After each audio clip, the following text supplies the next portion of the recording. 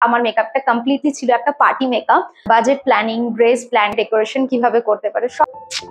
বাঙালিদের মধ্যে একটা কথা আছে না, সস্তায় পুষ্টিকর খাদ্য। তো হ্যালো বন্ধুরা, welcome back to my channel. কেমন আছো সবাই? কি নিয়ে ভিডিও বানাবো ভাবতে ভাবতে হঠাৎই খেয়াল হলো যে কিছুদিন আগে আমি আমার এঙ্গেজমেন্টের পুরো ভিডিওটা তোমাদের সাথে শেয়ার করেছিলাম। তো কেননা এটা রিলেটেডই একটা ভিডিও তোমাদের সাথে আজও শেয়ার করা যেতে পারে। রিসেন্ট কারোর এঙ্গেজমেন্ট থাকে বা পরবর্তীকালে যদি তোমরা এঙ্গেজমেন্ট করার প্ল্যান করে থাকো তোমার প্রিয় মানুষের সাথে, তো কিভাবে তোমরা সেটাকে প্ল্যান করবে, তার বাজেট প্ল্যানিং, ড্রেস প্ল্যানিং, কিভাবে কি রকম হল তোমরা বুক করবে, ডেকোরেশন কিভাবে করতে পারে, সবকিছু ডিটেলস আজকে তোমাদের সাথে এই ভিডিওতেই শেয়ার করব। তো স্কিপ না করে পুরো ভিডিওটা দেখো। তো চলো আর দেরি না করে ভিডিওটা শুরু করি। তো এক এক করে আমি তোমাদের সাথে সবকিছুই তোমাদের সাথে শেয়ার করব। তো ফার্স্টেই আমি চলে আসি আমার এঙ্গেজমেন্টের ডেটস আর ভেন্যু নিয়ে। আমার এঙ্গেজমেন্টটা হয়েছিল 10 জুলাই 2022-এ। আর আমার বাড়ি যেহেতু বাঁকুড়ায়, তো আমরা বাঁকুড়াতে হোটেল হিলটনটাকে বুক করেছিলাম, বোথ সাইড, মানে আমার শ্বশুর বাড়ি থেকে আর আমার বাড়ি থেকেও। আমার দেখা একটা বেস্ট হোটেল। তোমাদের কাছাকাছি যাদের বাঁকুড়ায় বাড়ি তারা ইজিলি এই হোটেলটাকে বুক করতে পারো। ওই হোটেলের একটা নিজস্ব ব্যাংকোয়েট হল রয়েছে, তো সেই হলের ক্যাপাসিটি অ্যারাউন্ড 100 জনের মতো। অনেক কটা হোটেল আমরা বাঁকুড়ায় দেখেছিলাম, বাট সেরকম কোনো কিছুই আমার পছন্দ হয়নি। ওখানে যাবার পরে যখন আমরা হলটার মধ্যে ভিজিট করলাম, ওটা দেখে আমার এত পছন্দ হয়ে গেছিল না, ভীষণ ক্লাসি একটা পুরো হলটার মধ্যে লুক আছে। মানে যেহেতু ওখানে বিভিন্ন ধরনের পার্টি বা অ্যানিভার্সারি সেলিব্রেশন অনেক কিছু প্রোগ্রাম হয়ে থাকে, তো অবভিয়াসলি তোমরা যদি একটু প্রিপারেশন করো তাহলে 2 থেকে 3 মাস আগে তো তোমাদের এটা বুক করতেই হবে। খুব ভালো একটা ব্যাংকোয়েট হল, ফুল এসি রয়েছে, আর এর সাথে রয়েছে মিউজিক সিস্টেম। তো সবকিছুই তোমরা ওখানেই অ্যাভেল করতে পারবে হলটাতে।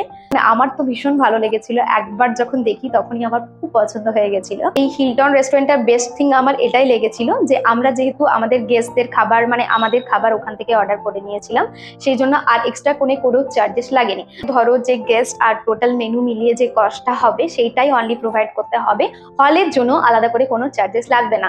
তো এই জিনিসটা আমার সবচেয়ে ভালো লেগেছিল। তো খুব বেশি কস্টলি যে হয়ে গেছিল আমাদের, তাও মোটেও নয়। তো এরপরে চলে আসছি নেক্সট থিং, যেটা হচ্ছে আমাদের এঙ্গেজমেন্টের লুক। তো ফার্স্টে চলে আসছি আমার লুকে। তো আমি আমার লেহেঙ্গাটা নিয়েছিলাম বড়বাজারের ওমিওর থেকে। বড়বাজারে প্রচুর লেহেঙ্গার কালেকশনের প্রচুর দোকান রয়েছে, অনেক শপিং এর জায়গা রয়েছে। তো তোমরা যদি তোমাদের এঙ্গেজমেন্ট বা বিয়ের শপিং বড়বাজার থেকে করতে চাও, তো তোমরা ইজিলি ওমিওরে ভিজিট করতে পারো। এটা আমি আমার একটা ফ্রেন্ডের রেকমেন্ডেশনে গিয়েছিলাম। তারপরে আমি আরো অনেক কটা ইউটিউবের রিভিউ দেখেছিলাম, তো আমার খুব ভালো লেগেছিল। আমি আরো কয়েকটা দোকানে গিয়েছিলাম, তো তার মধ্যে আমার এখানে যে লেহেঙ্গার কালেকশন আমার বেস্ট লেগেছিল। তো আমরা যখন ওখানে লেহেঙ্গা দেখার জন্য যাই, আমরা কোনো বাজেট ফিক্সড করে যাইনি যে আমাকে এত দামের মধ্যে লেহেঙ্গা নিতে হবে। বিভিন্ন কালেকশন দেখছিলাম, তো দেখতে দেখতে ওখানে মোটামুটি আমি স্টোন ওয়ার্কের মধ্যে কিছু লেহেঙ্গা দেখতে যাচ্ছিলাম, কিছু মানে লাইট কালারের মধ্যে আমি লেহেঙ্গা পছন্দ দেখতে চাইছিলাম। বাট আমি যখন আমার লেহেঙ্গাটা দেখি, মানে যেটা আমি পরেছিলাম, আমার খুব পছন্দ হয়েছিল। ওটার অনেক কটা শেড ছিল, মানে আমি যেটা নিয়েছিলাম সেটা পিঙ্ক শেড। একটা ডিজাইনের ওপরে অনেক কটা কালারের ভ্যারাইটি ছিল। তো ওখানের মোটামুটি লেহেঙ্গা স্টার্টিং হয়ে যাচ্ছে 1,500 থেকে 2,000 থেকে লেহেঙ্গা স্টার্ট হচ্ছে। তোমাদের যার যেরকম বাজেট তোমরা সেই অনুযায়ী ওখানে লেহেঙ্গা চুজ করতে পারবে। আমি ওখান থেকে লেহেঙ্গাটা নিয়েছিলাম, আর আমার স্টিচিংটাও ওখান থেকেই করিয়েছিলাম। যে ব্লাউজ স্টিচটা যেটা ছিল আর লেহেঙ্গার যে স্টিচিং আর পলিশিং ওরা বলেছিল ওখান থেকেই করে দেবে ওরা। তো আমি ওখান থেকে ওটা করিয়েছিলাম, 1 সপ্তাহ পরে গিয়ে ওটা নিয়ে এসেছিলাম। তো মোটামুটি সব মিলিয়ে আমার 15,000-এর মধ্যে হয়ে গেছিল। তো তোমরা তোমাদের বাজেট অনুযায়ী যদি তোমরা লেহেঙ্গা নিতে চাও এখানে ভিজিট করতে পারো। সব ধরনের অনেক কালেকশন তোমরা এখানে পেয়ে যাবে।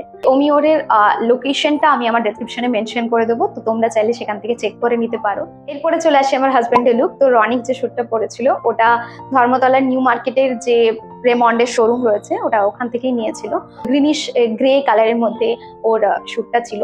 শ্যুটটা আলাদা ছিল, ওর সাথে আলাদা করে শার্ট আর টাইটা নিতে হয়েছিল। সব নিয়ে 15,000-এর মধ্যে ওটাও হয়ে গেছিল। তো তোমরা যদি চাও অবভিয়াসলি রেমন্ডের গিয়ে এই ধরনের কালেকশন চেক করতে পারো। মিন্ত্রাতে খুব ভালো ভালো ব্র্যান্ডের শ্যুট কালেকশন রয়েছে ছেলেদের, তো তোমরা চাইলে ওখান থেকেও চেক করে নিতে পারো।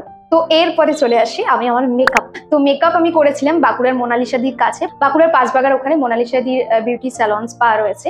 তো আমি ওখান থেকেই মোনালিসাদির কাছে মেকআপ করেছিলাম। আমার পুরো ওয়েডিং এর মেকআপ, আমার এঙ্গেজমেন্ট ওয়েডিং এর বোথ মেকআপ কিন্তু মোনালিসাদি করেছিল। তো আমার ভীষণ পছন্দ হয়েছিল মোনালিসাদির মেকআপ। ব্রাইডাল মেকআপ ছিল না, আমার মেকআপটা কমপ্লিটলি ছিল একটা পার্টি মেকআপ। তো আমি করেছিলাম 3,000-এর পার্টি মেকআপটা, ম্যাকের একটা পার্টি মেকআপ ছিল। তো আমি ওই মেকআপটাকে চুজ করেছিলাম, আর আমার সাথে আমার মাও মেকআপ করেছিল।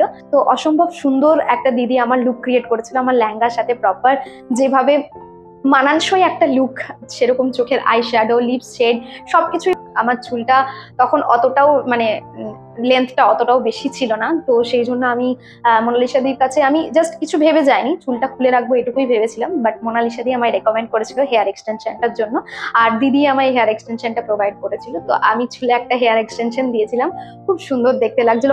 মানে অনেকে তো বুঝতেই পারেনি, যারা আমার গেস্টরা এসেছিল অনেকেই বুঝতে পারেনি, ভেবেছিল ওটা হয়তো আমার অরিজিনাল চুল। বাট এত সুন্দরভাবে মোনালিসা দি সবকিছু সেট আপ করে দিয়েছিল, তো জাস্ট অসাধারণ। এরপরে চলে আসি মেহেন্দি। আমি আমার এঙ্গেজমেন্টের জন্য একটু মেহেন্দিও করে নিয়েছিলাম, আর আমার মেহেন্দিটা করেছিলাম রিমার কাছে। ও খুব ভালো ট্যাটুও করে আর মেহেন্দিও করে, তো আমি ফেসবুকের পেজ থেকে ওর মানে কথা প্রথম জানতে পারি, তো আমি ওকেই বুক করেছিলাম। আর খুব ভালো মেহেন্দিটা আমার হাতে করে দিয়েছিল। এটাও ছিল একটা পার্টি মেহেন্দি, নিয়েছিল 1000-এর মতো।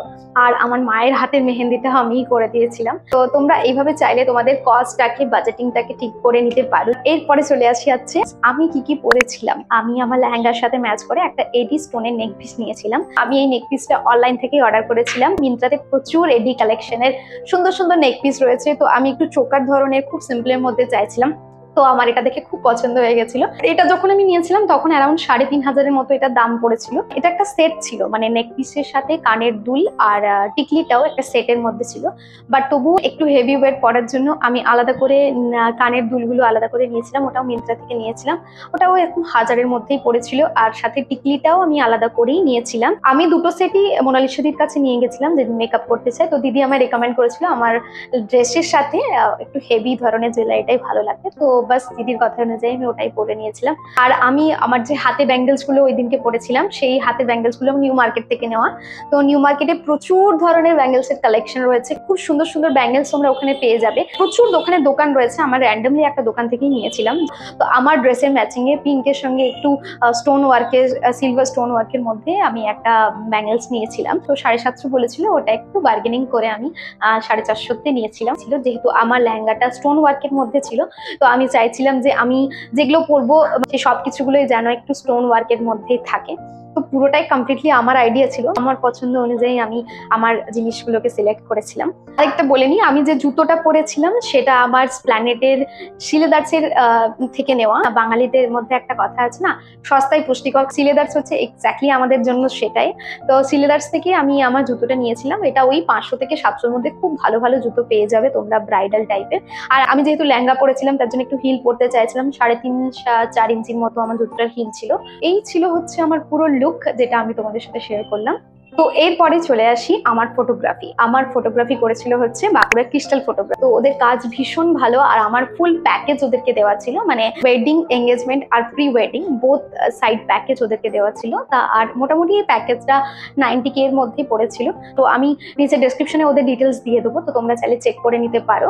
তো আমাদের যে ডেকোরেশনটা হয়েছিল সেটা একদম খুব সিম্পল আর খুব ছিমছাম ডেকোরেশনটা ছিল। জাস্ট গেটের সামনে আমাদের দুজনের নাম দেওয়া একটা বোর্ডের মতো ছিল, তারপরেই ছিল আমাদের গেটটা। যখন এন্ট্রি করা হবে গেটটা খুব সিম্পল আর খুব ছিমছাম করে সাজানো হয়েছিল। আর ছিল আমাদের যে আমরা যেখানে বসেছিলাম তার উল্টো দিকে একটা ব্যাকের ডেকোরেশন করা হয়েছিল, বাট ওটাও ছিল খুব সিম্পল আর খুব ছিমছাম। আর আমার পুরো ডেকোরেশনটা 10,000-এর মধ্যেই হয়ে গেছে। এরপরে চলে আসছি আমার খাবারের মেনু। তো আমি এই স্ক্রিনের মধ্যে আমার খাবারের মেনুটা কি ছিল সেটা অ্যাড করে দেবো। আর এই মেনুটা টোটাল পড়েছিল হচ্ছে 650। আমরা নিজেরা মেনুটা সিলেক্ট করে নিয়ে গেছিলাম। ফুল যে মেনুটা ছিল সেটা ছিল পুরোপুরি বাফেট সিস্টেম। এই যে হলটা সেটা আমরা বুক করেছিলাম হচ্ছে সকাল 10টা থেকে সন্ধ্যে 6টা অবধি। আর এর সাথে একটু বলে নিই, তো তোমরা হয়তো এর আগে আমার এঙ্গেজমেন্টের ভিডিওতে দেখিয়েছো যে আমরা একটু ডান্স প্ল্যান করেছিলাম। তো সবকিছু আমি একটা শিডিউল করে নিয়েছিলাম, মানে যেহেতু আমাদের 10টা থেকে 6টা অবধি বুক করা ছিল হলটা, তার বেশি আমরা টাইম পাবো না। তো আমরা সেই মতোই পুরো প্রোগ্রামটাকে শিডিউল করে নিয়েছিলাম। তো ফার্স্টে আমাদের এন্ট্রি ছিল, দেন আমাদের রিং সেরিমনি আর কেক কাটিং, আর ওটার পরে হলো আমাদের রেজিস্ট্রি অফিসার এসেছিলেন আমাদের, তো তিনি আমাদের রেজিস্ট্রি করিয়েছিলেন। নেক্সট আমাদের ছিল হচ্ছে একটা মালা বদলের একটা বাঙালি একটা রিচুয়ালের মতো ছিল। তো সবকিছুর পরে ছিল আমাদের ডান্স। আমরা একটু ছোট করে ডান্স শিডিউলে প্ল্যান করেছিলাম। আমার একটা সোলো পারফরমেন্স ছিল, আমাদের বোথ একটা কাপল পারফরমেন্স ছিল, আমাদের মাদের কে নিয়ে আমরা একটা মানে ডান্সের মতো করেছিলাম। তো এরকম ছোট ছোট যারা গেস্টরা হয়েছিল তারাও কিছু পারফরমেন্স করেছিল। বাস এরকম ভাবে আমরা শিডিউল করেছিলাম। আর লাস্টে ছিল আমাদের লাঞ্চ, আর লাঞ্চের পরে আমরা একটু ফটোশুট করেছি। তোমরা যদি সেই দিনটার প্রোগ্রামটাকে পুরো কিভাবে প্ল্যান করবে সেটা যদি শিডিউল করে নাও, তাহলে না অনেক হ্যাপাজার্ড হয় না, জিনিসটা খুব স্মুথলি সেই দিনটাকে সেলিব্রেট করতে পারবে। তো তার জন্য একটু তো প্ল্যান করতেই হবে।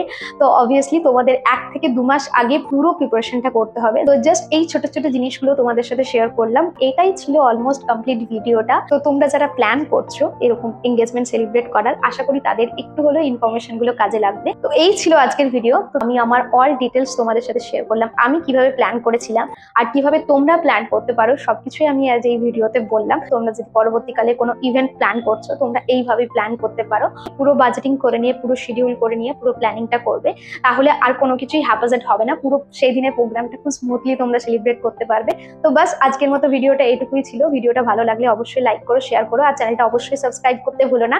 তো চলো আজকের মতো টাটা।